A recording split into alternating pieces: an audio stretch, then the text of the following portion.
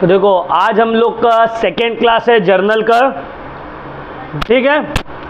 तो जो जर्नल तुम लोग को ऑलरेडी दिया हुआ है यही जर्नल को हम लोग फिर से सॉल्व करेंगे पूरा, ठीक है। तो देखो पहला क्वेश्चन क्या है,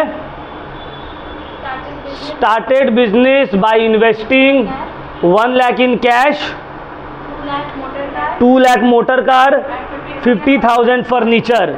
तो क्या हो जाएगा जर्नल इसका कामरान, इसका जर्नल क्या होगा? हाँ हाँ हाँ,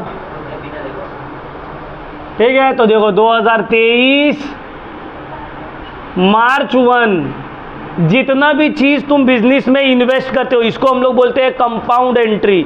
जितना भी चीज़ तुम बिजनेस में इन्वेस्ट करते हो एज एन इन्वेस्टमेंट वो सब कैपिटल का पार्ट होता है। तो जो तुम बिजनेस में डाल रहे हो सब डेबिट हो जाएगा और कैपिटल क्रेडिट हो जाएगा। तो यहाँ पे क्या क्या इन्वेस्ट किया है मिस्टर सूरज?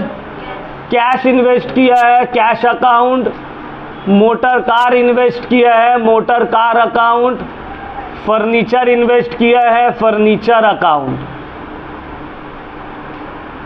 2 ये सब क्या है मेरा? कैपिटल है, ठीक है ना। तीनों डेबिट और कैपिटल क्रेडिट। तो देख लेते हैं, cash account debit, motor car account debit, furniture account debit. 1 lakh, 2 lakh, 50,000 कितना हो गया? 3 लाख। पहला जर्नल नरेशन लिख लेना है घर में। दूसरा क्वेश्चन क्या है?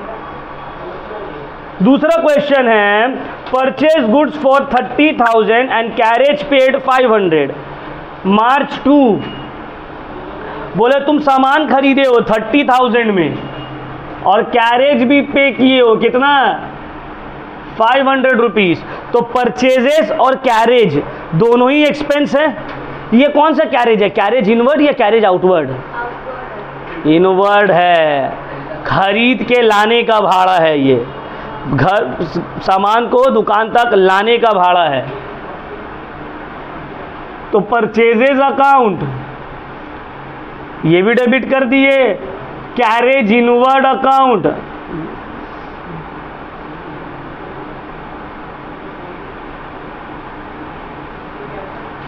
ये भी डेबिट कर दिए। 2 कैश अकाउंट, ठीक है ना। तो परचेज किए 30,000 का, भाड़ा दिए है 500, मिलाकर हो गया 30,000। Next question, sold goods for 25,000 to Ramu. Journal entry क्या होगा?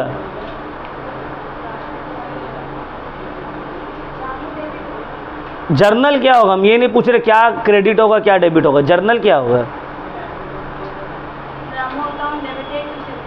Ramu account debit to sales account. अब तुम लोग फर्स्ट क्लास नहीं कर रही हो तो बताओ कि क्या डेबिट होगा। जर्नल डायरेक्ट बोलना है, this account debit to this account. तो यहाँ पे क्रेडिट ट्रांजैक्शन है, Ramu account to sales account. Credit है तो नाम आ गया डेटर का, कितना में? 25 ना। चलो next question, sold goods worth ₹5,000 was destroyed by fire. देखो यहाँ पे क्या हुआ है, 5,000 रुपया का गुड्स था, आग लगा, वो गुड्स डिस्ट्रॉय हो गया। 5,000 का गुड्स था, आग लगा और गुड्स डिस्ट्रॉय हो गया। तो इसको हम लोग क्या बोलते हैं? Abnormal loss. ये नुकसान है ना तुम्हारा, नुकसान है। कौन सा नुकसान है? एबनॉर्मल लॉस है। लॉस 2 तरह का होता है, एक होता है नॉर्मल लॉस, एक होता है एबनॉर्मल लॉस। नॉर्मल लॉस का कोई अकाउंटिंग ट्रीटमेंट नहीं होगा, लेकिन एबनॉर्मल लॉस का होगा। अब नॉर्मल लॉस और एबनॉर्मल लॉस क्या हो गया? जैसे कि फॉर एग्जाम्पल तुम अगर 1000 लीटर पेट्रोल एक जगह से दूसरी जगह लेके जा रहे हो तो क्या होगा? पेट्रोल का नेचर में है कि वो इवेपोरेट होगा। तो अगर तुम 1000 लीटर मान लो दिल्ली से कोलकाता ला रहे हो तो तुम्हारे पास बचेगा हो सकता है सिर्फ 950 लीटर। क्यों? क्योंकि 50 लीटर इवेपोरेट कर गया। ये नॉर्मल है, ये होना ही है। क्यों? क्योंकि लिक्विड इवेपोरेट करता है। समझ में आ रहा है बात। लेकिन तुम अगर मान लो 1000 पीस मोबाइल फ़ोन ला रहे हो कोलकाता, तो रास्ते में क्या 50 जो है चोरी हो जा रहा है, तो क्या ये नॉर्मल लॉस हुआ? नहीं, क्योंकि क्या मोबाइल फ़ोन का नेचर में थोड़ी है चोरी होना, नहीं। तो ये हो गया एबनॉर्मल लॉस। तो चोरी हो गया, गुड डिस्ट्रॉयड बाय फायर हो गया, ये सब क्या हो गया? Abnormal loss. तो एबनॉर्मल लॉस को हम लोग बुक्स में शो करेंगे। तो जर्नल क्या होगा? एबनॉर्मल लॉस हुआ है, और एबनॉर्मल लॉस मेरा एक्सपेंस है, सॉरी लॉस है, नॉट एक्सपेंस। तो लिखेंगे abnormal loss account debit to purchases account. क्यों? क्योंकि क्या चोरी हुआ? मेरा सामान चोरी हुआ। तो सामान मेरे पास से गया, तो सामान हम क्या बोले थे? सेल्स को छोड़कर बाकी कोई भी रीजन की वजह से अगर सामान तुम्हारे पास से जा रहा है तो परचेजेज क्रेडिट हो जाएगा। तो कितना का सामान गया? 5। ठीक है।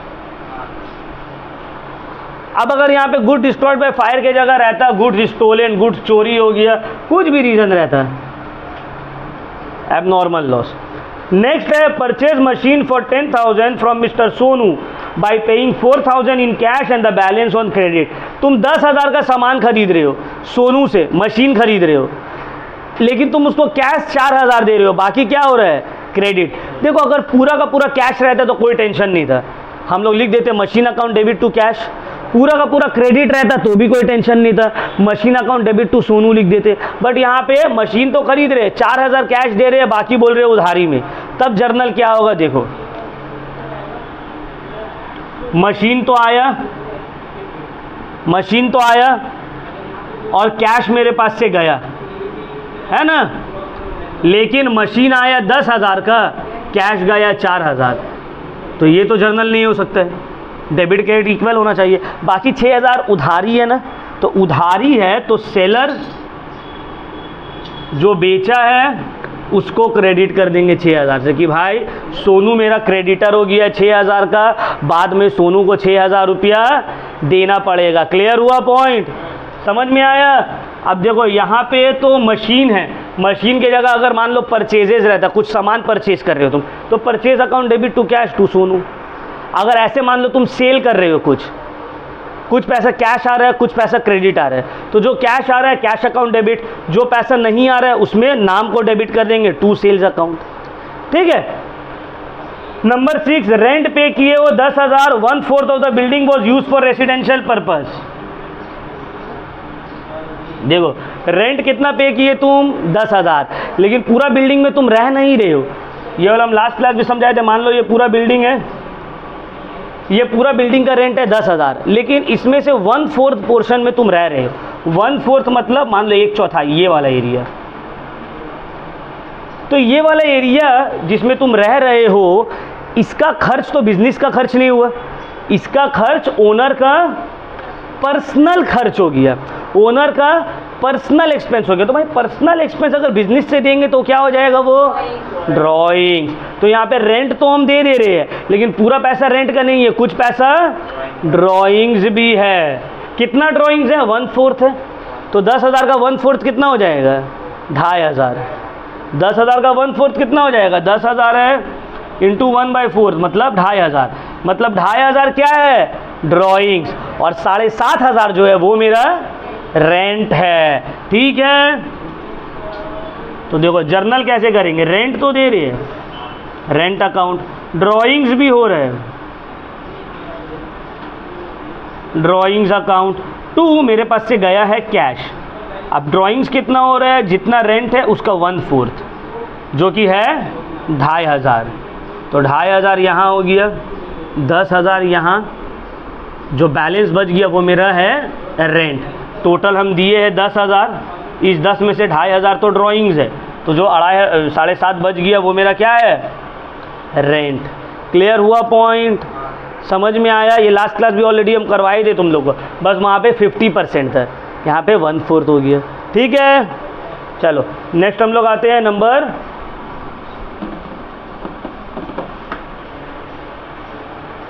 मार्क 7, इसको मिटा रहे हैं। ठीक है।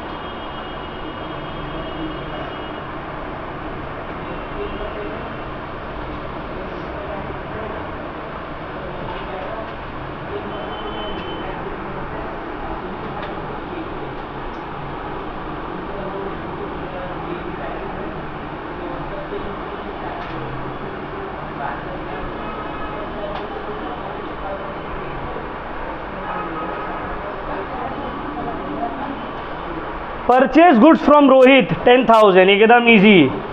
मार्च 7 परचेज गुड्स फ्रॉम रोहित, तो simple purchases account to Rohit account, है ना। कितना में खरीदे हो?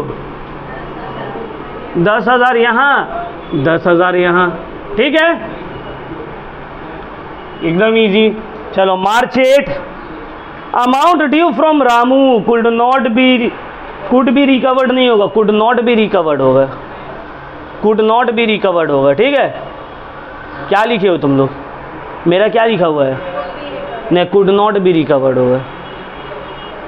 Purchase goods from Ramu, sorry, amount due from Ramu could not be recovered. अब ये वाला लाइन का मतलब समझ लो। बोला है रामू के पास जो पैसा बाकी है ना, वो पैसा हमको मिला नहीं। अब ये नहीं बता रहे कितना पैसा बाकी था, सिर्फ बोला रामू के पास जो पैसा बाकी है वो पैसा हमको नहीं मिला। तो रामू के पास कितना बाकी है? क्वेश्चन का ऊपर में देखो, हम लोग रामू को सामान सेल किए थे 25,000 का, मतलब रामू के पास कितना बाकी है? 25,000। और रामू हमको कितना ही नहीं दे रहा है? 25,000 नहीं दे रहा है। 25,000 बाकी है, नहीं दे रहा, मतलब 25,000 नहीं दे रहा है। तो वो पैसा जो हमको नहीं मिल रहा है उसको हम क्या बोलते हैं? बैड डेब्ट। जब डेटर से हमको पैसा नहीं मिलता है उसको हम लोग क्या बोलते हैं? और बैड डेब्ट मेरा क्या है? लॉस। क्लियर हुआ? तो बैड डेब्ट को क्या करेंगे? डेबिट। तो जर्नल एंट्री क्या होगा यहाँ पे? देखो, बैड डेब्ट अकाउंट डेबिट, बैड डेब्ट अकाउंट डेबिट टू, बैड डेब्ट कर कौन रहा है? रामू। कितना? 25। क्लियर? नेक्स्ट मार्च 9 बोले paid to Rohit the amount due.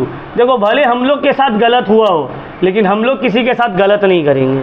हम लोग को रामू पैसा नहीं दिया लेकिन हम लोग रोहित को पैसा दे रहे। तो रोहित को देना कितना था चेक करो तो। हम बोला ना paid to Rohit amount due, Rohit से हम 10,000 रुपये का सामान खरीदे, तो रोहित को देना कितना था? 10,000। 10,000 का सामान खरीदे तो रोहित को कितना देना था? 10,000, और हम लोग दे रहे हैं। तो जब हम लोग रोहित को पैसा दे रहे हैं तो जर्नल एंट्री क्या होगा? कैश मेरे पास से जा रहा है तो कैश तो क्रेडिट होगा, और जिसको दे रहे हो उसको Rohit account debit to cash account. 10,000 रुपया रोहित को दे दिए। क्लियर? चलो अब last, goods worth ₹500 were donated to poor people.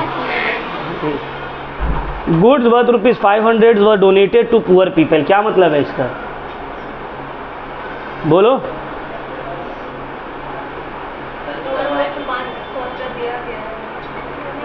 तो क्या है ये? डोनेट किया गया तो क्या है? हाँ, तो डोनेशन है। डोनेशन क्या है मेरा? एक्सपेंस। एक्सपेंस को क्या करेंगे? डेबिट। तो मतलब डोनेशन को कर दिया डेबिट। मार्च 10 डोनेशन अकाउंट डेबिट। गया क्या मेरे पास से? क्या गया? क्वेश्चन को सही से पढ़ो। गुड्स गया, तो गुड्स गया तो किसको क्रेडिट करेंगे? परचेजेस को, टू परचेजेस अकाउंट। तो क्या हो गया? कितना? 500। समझ खत्म। ठीक।